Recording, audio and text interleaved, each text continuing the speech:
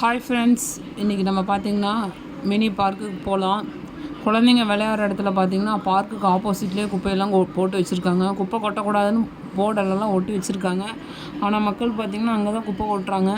அதே மாதிரிங்க பார்க்கும் பார்த்திங்கன்னா பூங்கா குழந்தைங்களுக்கு பார்த்திங்கன்னா முன்னாடி ஸ்டார்டிங்கில் நல்லா இருந்தது. இப்போ பார்த்திங்கன்னா ரொம்ப மோசமாகிடுச்சு. விளையாடுற இடம் பார்த்திங்கன்னா சரியான பாதுகாப்பு இல்லாமல் இருக்குது. அதனால் தயவுசெய்து இந்த பூங்காவை மறுசீரமைச்சு தரணும்னு கேட்டுக்கொள்கிறோம், குழந்தைங்க விளையாடுற மாதிரி. இப்போ நம்ம ஏரியாவில் பார்த்திங்கன்னா பூங்கா இல்லை. நம்ம ஏரியாவிலேருந்து 1 கிலோமீட்டர் சரௌண்டிங்கில் பூங்கா இருக்குது. நம்ம அங்கே தான் பசங்களை விளையாட கூட்டிகிட்டு போகிறோம். பார்த்திங்கன்னா அந்த இடத்துல அதிகமாக குழந்தைங்க வந்து விளையாடுறாங்க. இப்போ பார்த்திங்கன்னா ஈவினிங் 6 மணி ஆயிடுச்சு. அதனால் குழந்தைங்க கொஞ்சம் கூட்டம் கம்மியாக இருக்கிறாங்க. அதே மாதிரி விளையாடக்கூடிய பொருட்கள், அந்த கேம்ஸோ விளையாடுறதெல்லாம் பார்த்திங்கன்னா கொஞ்சம் ஒழுங்காக பாதுகாப்பு இல்லாமல் தான் இருக்குது. அதனால் பார்க்குக்கு விளையாட போகிறவங்க பேரண்ட்ஸோடு போங்க, தனியாக யாரும் போய் விளையாடாதீங்கன்னு கேட்டுக்கொள்கிறோம். பார்த்திங்கன்னா கிரவுண்டில் நாய் எல்லாமே இருக்குது. கூட கொஞ்சம் பேரண்ட்ஸ் போனால் சப்போர்ட்டாக இருக்கும், இல்லைன்னா குழந்தைங்க பயந்துக்குவாங்க. அதே மாதிரி தாங்க இந்த பார்க் பார்த்திங்கன்னா நம்ம எம்எல்ஏ பாலமுருகன் அண்ணா வீட்டு சரௌண்டிங்கில் தான் இருக்குது, பக்கத்தாடியே. அவங்க வீட்டிலேருந்து கொஞ்சம் வாக்கபிள் டிஸ்டர்பன்ஸ் தான், ஒரு 2 மினிட்ஸில் நடந்து போயிடலாம். அதனால் அண்ணன் அவர்கள் தினமும் செல்லக்கூடிய வழியில் தான் இந்த பூங்கா இருக்குது. கண்டிப்பாக அவங்க பார்த்துருப்பாங்க. அதனால் குழந்தைங்க விளையாடுறதுக்கு தகுந்த மாதிரி ஏற்பாடு பண்ணிக்க கொடுங்கன்னு சொல்லி நம்ம கேட்டுக்கொள்கிறோம். திருப்பூர் பார்த்திங்கன்னா குப்பை தலை விரிச்சாடுது. அதே மாதிரி குப்பையை எங்கே சீரமைக்கணுமோ அது சட்டமன்றத்தில் பேசியிருக்கிறாங்க. அதுக்கு தகுந்த மாதிரி நடவடிக்கையெல்லாம் கூடிய சீக்கிரம் எடுப்பாங்கன்னு சொல்லி நாங்கள்லாம் எதிர்பார்க்குறோம். ஒவ்வொரு ஏரியாவுக்கும் ஒரு பூங்கா அமைச்சு கொடுங்கன்னு சொல்லி நம்ம கேட்கலாங்க. அதே மாதிரி குழந்தைங்க விளையாடும்போது ஜாக்கிரதையாக பார்த்துக்குங்க, எங்கேயாவது ஸ்லிப்பாகிற போயிடுறாங்க. அதே மாதிரி பசங்கள்லாம் ஜாலியாக என்ஜாய் பண்ணிகிட்டு இருந்தாங்க. உங்களுக்கு நாள் எப்படி போச்சுங்கிறத சொல்லுங்கள். பசங்க என்னடானா அப்போ நீங்களும் விளையாடுங்கன்னு சொல்லி கேட்டிருந்தாங்க. அதே மாதிரி அசெண்டிங் டிசெண்டிங்கில் பார்த்திங்கன்னா நம்ம அது சறுக்கு விளையாடுறது விளையாடியாச்சுங்க. அப்புறம் ஏணி ஆட்டம், மேலே யார் போகிறா கீழே யார் போகிறான்னு ஒரு பக்கம் அவங்க அப்பா சப்போர்ட் பண்ணிகிட்டு இருந்தாங்க. நம்ம பையன் என்னடானா இதெல்லாம் விளையாடாமல் நான் போய் ரவுண்டிங் அடிக்கிறேன்னு சொல்லிட்டு கிரவுண்டை ரவுண்ட் அடிச்சுட்டு வந்தாங்க. அந்த பக்கம் போகாதடா பாம்பு இருக்குன்னு சொல்லி வர சொல்லிட்டான். அவன் வேகமாக ஓடி வந்தானுங்க. கிரவுண்டே பார்த்திங்கன்னா அருமையான கிரவுண்டு, குழந்தைங்க விளையாடுறதுக்கு தகுந்த மாதிரி கிரவுண்டு. அதே மாதிரி பெரியவங்களும் வாக்கிங் போகிறதுக்கு உண்டான கிரவுண்டுங்க. அதே மாதிரி கொஞ்சம் சப்போர்ட் பண்ணி கொடுங்கன்னு சொல்லி நம்மளாம் கேட்டுக்கலாங்க.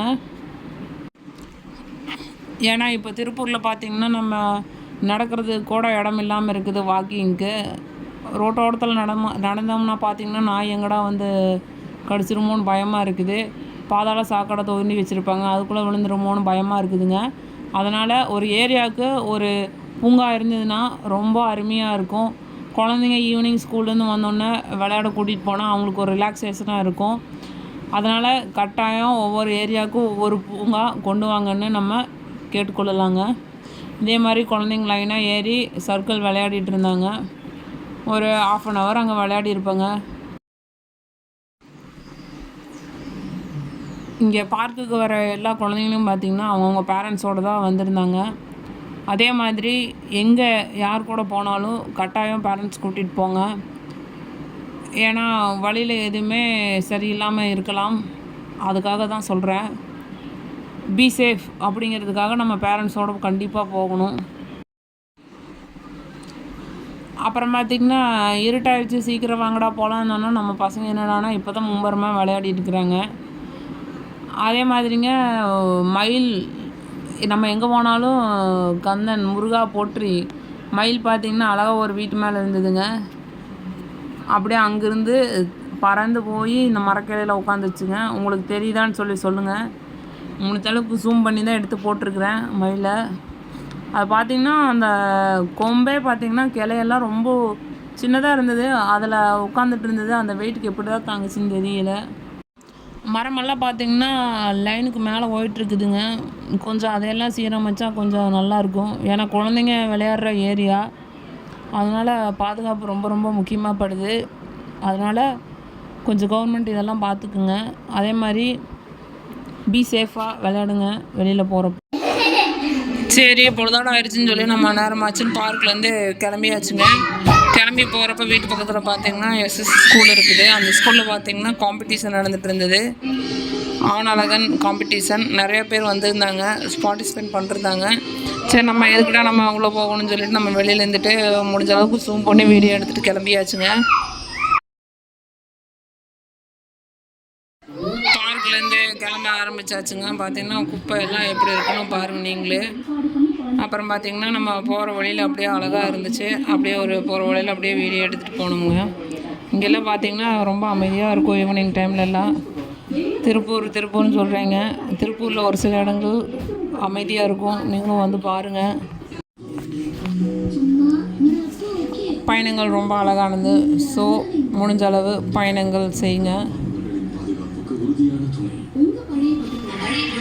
நாங்கள் வரப்போ பார்த்திங்கன்னா மணி 6:45 ஆயிடுச்சு. 6:45க்கே பார்த்திங்கன்னா நல்லா இருட்டாகாமல் கொஞ்சம் வெளிச்சமாக தான் இருந்தது.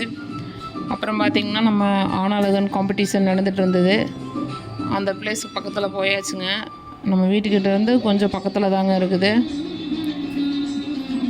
பார்த்திங்கன்னா நிறையா பேர் வந்திருந்தாங்க ஷோ பார்க்குறதுக்கு. நம்ம பசங்களுக்கு நம்ம டயர்ட் ஆகிட்டாங்கன்னு சொல்லி நம்ம வீட்டுக்கு கூட்டிகிட்டு போயிட்டோம். அதனால் ஷோ பார்க்க உள்ளே கூட்டிகிட்டு போகலைங்க. அதே மாதிரி ஒவ்வொரு நாளும் நமக்கு திரும்ப கிடைக்காது, ஒவ்வொரு நொடியும். அதனால் லைஃப்பை என்ஜாய் பண்ணி வாழ கற்றுக்குங்க. யாருக்கு தான் பிரச்சனை இல்லாமல் இருக்குது, பிரச்சனையெல்லாம் கடந்து தாங்க போகணும். சும்மா எக்ஸாம்பிள் சொல்கிறேன். ஒருத்தர் 10 லட்சம் கடன் இருக்குது. அவருடைய மாத வருமானம் 15,000. 15,000த்தில் பார்த்தீங்கன்னா அவருடைய செலவு 13,000 வருதுன்னா மீதி 2,000 முடிஞ்சால் எடுத்து வைக்கலாம். இல்லையா 1,000 ரூபாயாச்சும் எடுத்து வச்சுட்டு அதை எப்படி கட்டணும்னு பிளான் பண்ணிவிட்டு வாழ்க்கையை கொண்டு போகணுங்க. அதுக்காக 10 லட்சம் கடன் இருக்கேன்னு மூங்கி உட்காந்துடக்கூடாது. அப்படி உட்காந்தா வாழ்க்கையே போயிருங்க. ஸோ நமக்கு எப்போ வேணால் மாற்றம் வரலாம், மாற்றம் ஒன்றே மாறாதது. அதனால் முடிஞ்ச அளவுக்கு எல்லாமே பாசிட்டிவாக யோசிங்க. ஒரு ஓடியே கடன் இருந்தாலும் அதை நம்மளால் அடைக்க முடியும்னு தைரியமாக இருந்தீங்கன்னா எந்த பிரச்சனையும் இல்லை. ஸோ அதனால் எதை பற்றியும் ஃபீல் பண்ணாமல் இருங்க. இப்போ பார்த்திங்கன்னா காம்படிஷன் நடந்துகிட்ருக்குது. முடிஞ்ச அளவு ஜூம் பண்ணி எடுத்திருக்கேன், உங்களுக்கு தெரிஞ்சால் பாருங்கள். ஸோ இது மாதிரி பக்கத்தில் ஏதாவது காம்படிஷன் எதெல்லாம் வச்சா பார்ட்டிசிபேட் பண்ணுங்கள். ஓகே, இன்றைக்கி நாள் இப்படி தான் போச்சு. உங்களுக்கு எப்படி போச்சுங்கிறத சொல்லுங்கள். சின்ன சின்ன விஷயத்துக்கெல்லாம் கோபப்படாதீங்க.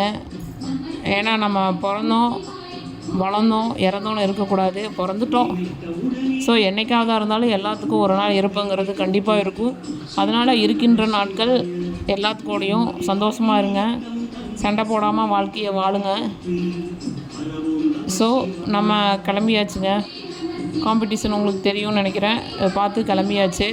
வீடியோ பிடிச்சிருந்தா சப்ஸ்கிரைப் பண்ணுங்கள், லைக் பண்ணுங்கள், கமெண்ட் பண்ணுங்கள். ஓகே.